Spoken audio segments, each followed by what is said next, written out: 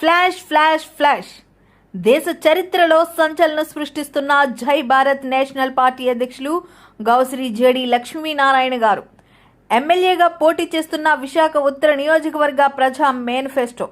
విశాఖ ఉత్తర నియోజకవర్గ ప్రజా సమస్యలను పూర్తి స్థాయిలో ఎమ్మెల్యేగా పరిష్కరిస్తానని, లేదంటే ఆ నియోజకవర్గ ప్రజలు నాపై చట్టపరమైన సివిల్ క్రిమినల్ కేసులు వేసి తగు చర్యలు తీసుకోవాలని ప్రజలకు భరోసాగా 34 అంశాలతో 100 రూపాయల బాండ్ పేపర్పై వ్రాసి పత్రికాముఖంగా విడుదల చేయడమే కాకుండా జై భారత్ నేషనల్ పార్టీ తరపున పోటీ చేస్తున్న ప్రతి అభ్యర్థి కూడా ఇదే రకంగా తాము పోటీ చేసే నియోజకవర్గ సమస్యలపై బాండ్ పేపర్పై విడుదల చేయడం దేశ చరిత్రలో ఒక సంచలనమే. ఆ తర్వాత వచ్చేసి ముఖ్యంగా ఆశా వర్కర్లకు, తర్వాత ఆర్పీలు ఎవరైతే రిసోర్స్ పర్సన్స్ ఉంటారో డ్వాక్రా గ్రూపులు, వాళ్ళకు కూడా వాళ్ళ అకౌంట్లలో డబ్బులు పడట్లేదు, వాళ్ళు కూడా చాలా బాధలు పడుతున్నారు, వాళ్ళు కూడా వాళ్ళ సమస్యలు తెలియజేసుకున్నారు. వీటన్నిటికీ కూడా పరిష్కారాలు జై భారత్ నేషనల్ పార్టీ ముఖ్యంగా విశాఖ ఉత్తర నియోజకవర్గంలో ఉన్న సమస్యలన్నింటినీ కూడా మేము పరిష్కరిస్తామని మా సమక్షం మా పార్టీ ప్రముఖుల మధ్యలో మీ అందరికీ కూడా నేను విన్నవించుకుంటున్నాను. వీటి కాపీలు మేము ఇస్తాము. వీటిని ప్రజలందరికీ చేరే విధంగా, ఎందుకంటే ప్రజలకు రేపు ఎమ్మెల్యే అయిన తర్వాత ఇది చేస్తున్నారా లేదా అని ప్రజలు మానిటర్ చేయాలి. దానికోసం ప్రజా కమిటీలు కూడా ఏర్పాటు చేస్తాం. ప్రతి 3 నెలలకు ఈ ఇచ్చిన హామీల దిశగా ఏం చేశామన్నది కూడా ప్రజలకు ప్రోగ్రెస్ రిపోర్ట్ ఇస్తాను. ఎలాగైతే స్కూల్లో పిల్లల ప్రోగ్రెస్ రిపోర్ట్ ఉంటుందో, మా పశ్చిమ నియోజకవర్గంలో కూడా మా అభ్యర్థి గణేష్ తను కూడా తన మేనిఫెస్టోని ఆల్రెడీ రిలీజ్ చేశారు. వాళ్ళు ఈ విధంగా తను ఏం చేస్తానో తన నియోజకవర్గాన్ని చూడండి. ఈ విధంగా కనుక మనం తయారు చేసుకోగలిగితే, ప్రతి నియోజకవర్గంలో ఈ విధంగా రాగలిగితే ఎంత చక్కగా ఉంటుంది. కాబట్టి ప్రస్తాపిత రాజకీయ పార్టీలను కూడా నేను ఇదే అడుగుతున్నాను. మీరు కూడా ఈ విధంగా ప్రెస్ మీట్ పెట్టి మీరు ఏం చేస్తారు రాష్ట్రానికి అన్న దాని గురించి కూడా మీరు తీసుకురావాలి. తరువాత మా పార్టీ మేనిఫెస్టో ఆల్రెడీ రిలీజ్ చేస్తున్నాము, ఆ కాపీలు కూడా మీకు ఇస్తాం. పార్టీ మేనిఫెస్టో కాపీ ఏం చేస్తుందని కూడా అందులో చెప్పాం. అప్పులు లేని ఆంధ్రప్రదేశ్, అవినీతి లేని ఆంధ్రప్రదేశ్, డ్రగ్స్ లేని ఆంధ్రప్రదేశ్, రౌడీయిజం లేని ఆంధ్రప్రదేశ్, ప్రకృతి విధ్వంసం లేని ఆంధ్రప్రదేశ్ మేము తీసుకొస్తామని జై భారత్ నేషనల్ పార్టీ చెప్పింది. 175 నియోజకవర్గాలు, 175 అభివృద్ధి కేంద్రాలు, ఒక్కొక్క నియోజకవర్గానికి సంవత్సరానికి 100 కోట్ల అలాట్, ఒక్కొక్క గ్రామ పంచాయతీకి 1 కోటి రూపాయలు, అంటే ఒక గ్రామ పంచాయతీకి 5 సంవత్సరాల్లో 5 కోటి రూపాయలు వస్తాయి, 5 కోట్లు వస్తాయి. కాబట్టి గ్రామాన్ని వాళ్లే అభివృద్ధి చేసుకుంటారు. మద్యపాన నిషేధం గురించి జై భారత్ నేషనల్ పార్టీ ఏం చెప్పిందంటే, మద్యపాన నిషేధం మహిళల చేతులు. అనకాపల్లి జిల్లా పెందుర్తి నియోజకవర్గం మద్ది శ్రీను ఆధ్వర్యంలో 77వ వార్డులో వైసీపీ ప్రచారం. ముఖ్యమంత్రి వైఎస్ జగన్మోహన్ రెడ్డి చేసిన అభివృద్ధి సంక్షేమాలే మా విజయానికి నాంది. పెందుర్తి ఎమ్మెల్యే అభ్యర్థి అదీప్ రాజు. వైసీపీ నాయకులు మద్ది శ్రీను ఆధ్వర్యంలో 77వ వార్డులోని అప్పికొండ, మురుబాయ్, నమ్మిదొడ్డి జంక్షన్, పాలవలస ప్రాంతాల్లో ఎన్నికల ప్రచారంలో మాజీ ఎమ్మెల్యే తెప్పల గురుమూర్తిరెడ్డి, బట్టు సూర్యకుమారి, మద్ది రాజు, శివరెడ్డి భారీగా ర్యాలీ కార్యకర్తలు పాల్గొన్నారు. ఎన్నికల ప్రచారంలో భాగంగా ఈరోజు 77వ వార్డుకి సంబంధించి మరి ఈ ప్రాంత ప్రజలు మరియు ఈ ఉత్తరాంధ్ర జిల్లాల ప్రజల తాలూకు ఆరాధ్య దైవం శ్రీ శ్రీ శ్రీ అప్పికొండ సోమేశ్వర స్వామి వారిని దర్శనం చేసుకొని మరి ఎన్నికల ప్రచారం అటువంటిది ఈరోజు అప్పికొండ నుంచి మొదలు పెట్టడం జరుగుతుంది.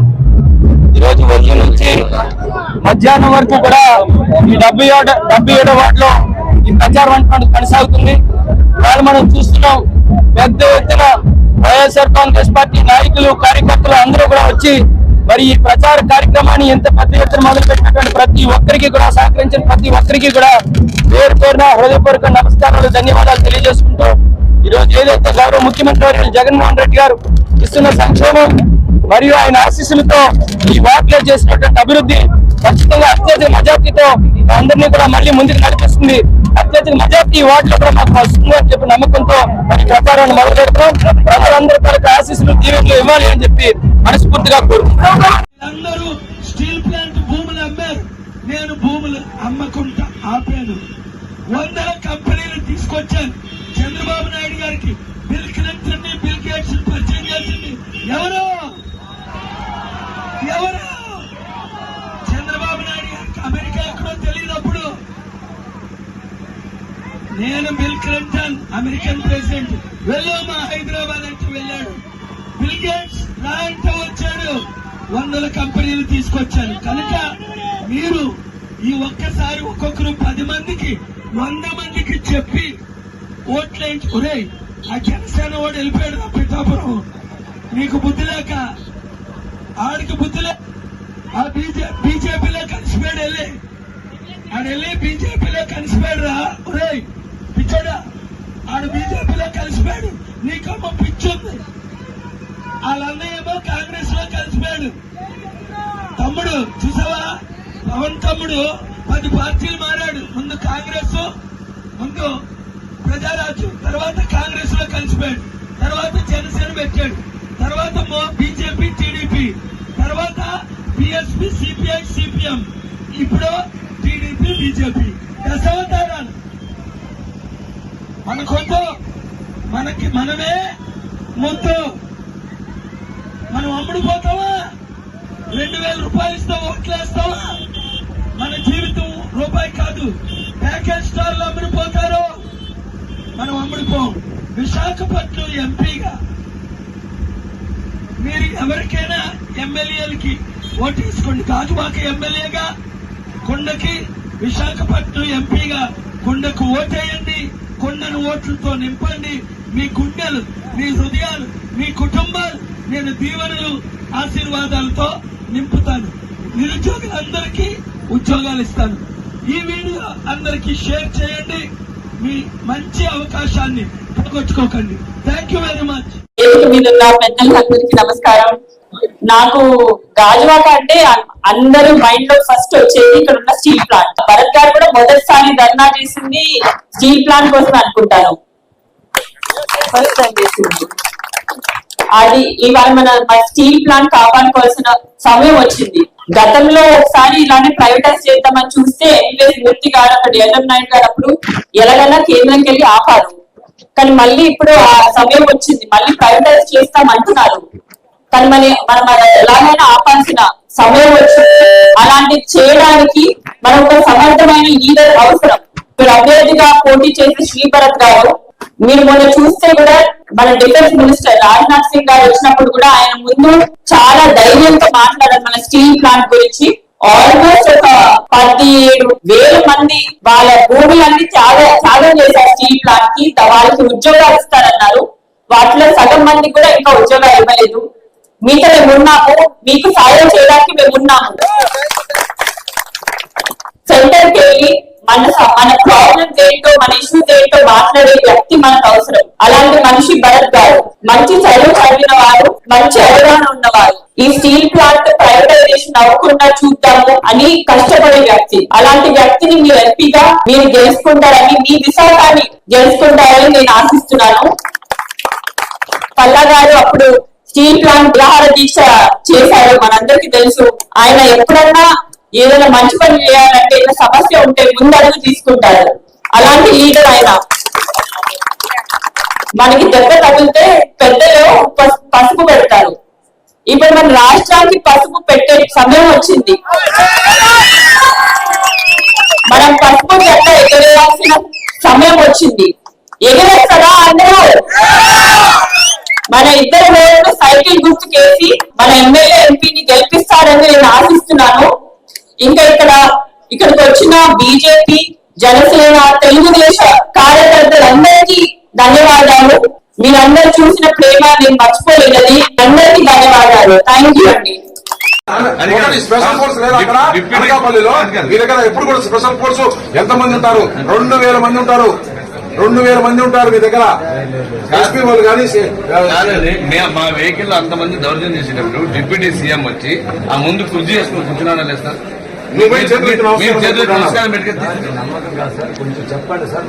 అదే ఇది వాస్తవా కదా? డిప్యూటీ సీఎం కారులో కూర్చొని అంత వచ్చి ఎదురుగా నిలబడి ఎదురుగా వచ్చి ఆ బెంచ్ వేసుకొని కూర్చొని డిప్యూటీ సీఎం కొట్టమని చెప్పలేదు. మీరు పోయి దండం పెట్టి డిఎస్పీ గారు అంటే దండం పెట్టడం అంటే మీరు తీశారు, డిప్యూటీ సీఎం మీరు తీశారు. ఓకే, మీరు ఏం చేసినా మీరు తీశారు కదా, డిప్యూటీ సీఎం మాకు అర్థం కంప్లైంట్ అన్నా తీసుకుంటారా లేదా? నా కంప్లైంట్ అన్నా తీసుకుంటారా లేదా? రండి సార్. ఈ రోజు మాకు ఒకటి సార్, ఆ గ్రామంలో మా కార్యకర్తలు అందరినీ కొట్టారు. మేము ఒక 20 మంది కార్యకర్తల్ని అందరినీ కొట్టారు. రెండోది మీ జీబులో మీ డ్రైవర్ కి దెబ్బలు తగిలాయి. మేము పక్కన కూర్చోండి ఎవరికి అడిగేది ఒకటే, డిప్యూటీ సీఎం డైరెక్ట్ ఇన్వాల్వ్ అయ్యారు కదా, ఆయన కోసం జరిగింది. ఆయన సమస్యలో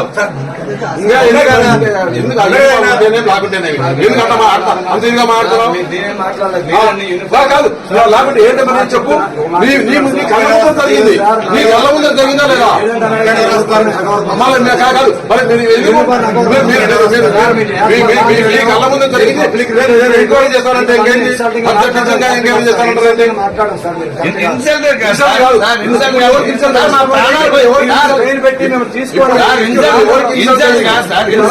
మా ఉద్దేశం ఇన్సల్ట్ చేయాలి. ఎందుకు వచ్చింది సార్? అక్కడ వచ్చింది కాబట్టి లాండర్ ప్రాబ్లం వస్తుందంటే యాక్ట్ చేశాను, తప్పే ఏమీ కాదు. మీరు సక్సెస్ఫుల్ గా నేను చెప్పకుండా మీకు వెళ్ళాలా? సక్సెస్ఫుల్ గా మీరు చెప్పండి సార్. మీకు చెప్పకుండా వెళ్ళాలా? నేను సార్ ఇప్పుడు సడన్ గా వెళ్ళిపోతప్పటికి మీ వెనక ఎస్ఐ సీఏ ఫాలో వచ్చారు. నేనేమన్నా నేను ఒక్కనే గంగాధర్ ఒక్కనే ఉండండి, నేను ఒక్కనే గంగాధర్ తీసుకున్న దగ్గర పోయి వాళ్ళ ఇంటికాడికి పోయి వస్తున్నాను చెప్పాను కదా. చెప్పాను కదా, సీఏని అడగండి. సార్ సీఏ గారు ఏం చెప్పారు సార్? సార్ వెళ్తే ప్రాబ్లం అవుతుంది సార్, కలిసి కోఆపరేట్ చేయండి సార్. విశాఖపట్నం సిటీ పరిధిలో ఇటీవల కాలంలో సైబర్ క్రైమ్ చాలా పెద్ద మొత్తాన నమోదవుతున్నాయి. అంటే ఎన్సీఆర్పీ పోర్టల్ ద్వారా, national cyber crime reporting portal ఏముందో 1930 హెల్ప్లైన్ నెంబర్కి ఫోన్ చేసి బాధితులు ప్రతిరోజు ఆ పోర్టల్ ద్వారా కంప్లైంట్ నమోదు చేస్తున్నారు.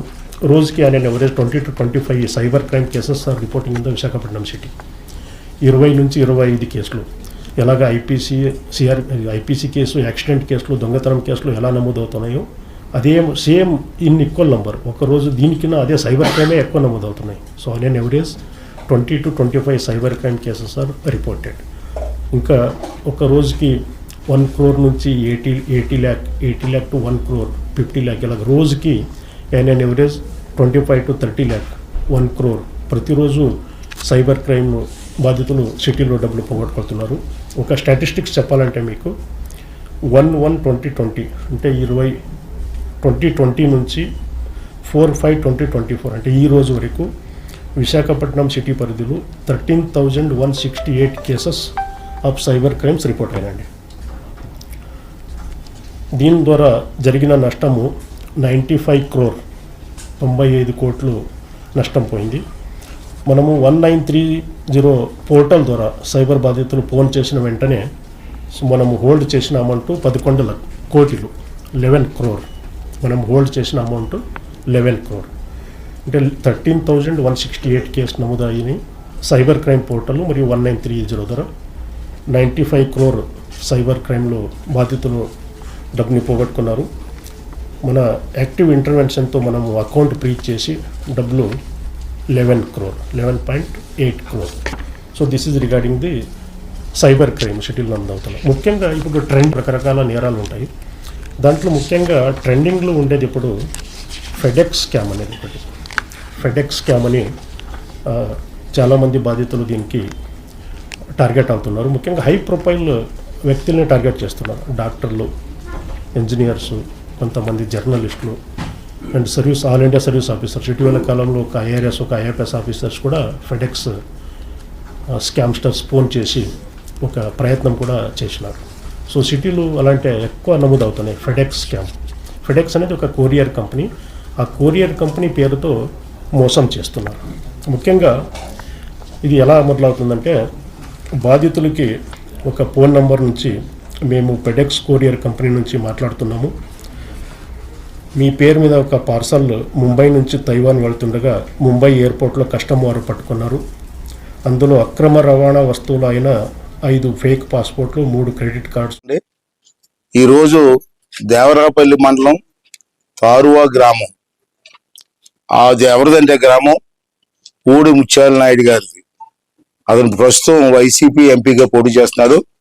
అక్కడికి బీజేపీ నాయకులు క్యాన్సింగ్కి వెళ్తే ఆ గ్రామంలో దౌర్జన్యం చేసి కారులన్నీ కూడా చెదగొట్టి అక్కడ ముఖ్యమైన నాయకులు కూడా కొట్టడం జరిగిందని చెప్పి నాకు ఇప్పుడే తెలిసింది. ఇది చాలా దారుణం. పూడి ముత్యాల నాయుడు గారు, మీరు ఎంపీ క్యాండిడేట్ గా పోటీ చేస్తున్నారు. అంతేకాకుండా డిప్యూటీ సీఎం గా పదవిలో ఉన్నారు, ఒక ఉన్నతమైన పదవి. ఇలా క్యాన్వసింగ్కి వస్తాయి, మీరు ఎందుకు భయపడతారండి? కొట్టవలసిన పని వచ్చిందండి. ఇది దౌర్జన్యం కాదా? ఉన్నతమైన స్థానంలో ఉండి ఈ విధంగా దౌర్జన్యం చేయడం ఎంతవరకు సమంజసం ప్రజలందరూ కూడా అర్థం చేసుకోవాల్సినటువంటి అవసరం ఉంది. వాళ్ళని దెబ్బలు తిన్న వాళ్ళని పరామర్శ చేయడం కోసం చెప్పి సీఎం రమేష్ గారు వెళ్తే సీఎం రమేష్ గారి మీద కూడా మీరు దౌర్జన్యం చేశారని తెలిసింది. ఇది ఎంతవరకు కరెక్ట్? అక్కడ ఉన్న పోలీసులు ఏం చేస్తారు? ఆ పోలీసులు అంతా ఎవరో సంకనాకుతున్నారు అక్కడ. ఇది పద్ధతి కాదు. అనకాపల్లి ఎస్పీ గారు నేను చెప్తున్నాను, పోలీస్ ఎస్పీ గారికి, మీరు ఇమీడియట్ గా యాక్షన్ తీసుకోవాలి, వాళ్ళ మీద చర్యలు తీసుకోవాలి. లేకపోతే మేం కూడా అదే దారిలో నడవలసి వస్తుంది. ఇంచేది దాడులు ఏం చేస్తున్నారంటే, ఈవేళ అనకాపల్లి పార్లమెంట్ ఏరియాలో 7 నియోజకవర్గాల్లో కూడా బ్రహ్మాండమైన స్పందన ఉంది. ఆడవాళ్ళు, మగవాళ్ళు, చిన్న పిల్లలతో సహా Telugu Desam party, BJP party, Janasena పార్టీని గెలిపించడం కోసం ఆలోచిస్తున్నారు. ఇటువంటి సమయంలో ఈ పూడి ముత్యాల నాయుడు గారు ఓడిపోతారన్న భయంతో దాడులు చేస్తున్నారు, దౌర్జన్యాలు చేస్తున్నారు. ఇది పద్ధతి కాదు, మానుకోమని చెప్పి నేను మనవి చేస్తున్నాను. ఎస్పీ గారు వెంటనే యాక్షన్ తీసుకోవాలి. లేదు గారు నర్సీపట్నం బలిఘట్టంలో పాదయాత్ర వెళ్ళాను నేను. బలిఘట్టంలో కూడా వైసీపీ నాయకులు మా పాదయాత్ర మీద, క్యాన్సింగ్ మీద దాడులు చేయడానికి ప్రయత్నం చేశారు. అయితే మా వాళ్ళు జనం ఎక్కువ ఉన్నారు కాబట్టి భయపడి పారిపోయారు. ఈ దాడులు చేస్తా ఉంటే నాకు పర్మిషన్ ఉంది, బలిఘట్టంలో తిరగడానికి నాకు పోలీసులు పర్మిషన్ ఇచ్చారు. పర్మిషన్ లో తిరుగుతున్నప్పుడు పోలీసులు కూడా బందోబస్తు ఇవ్వకుండా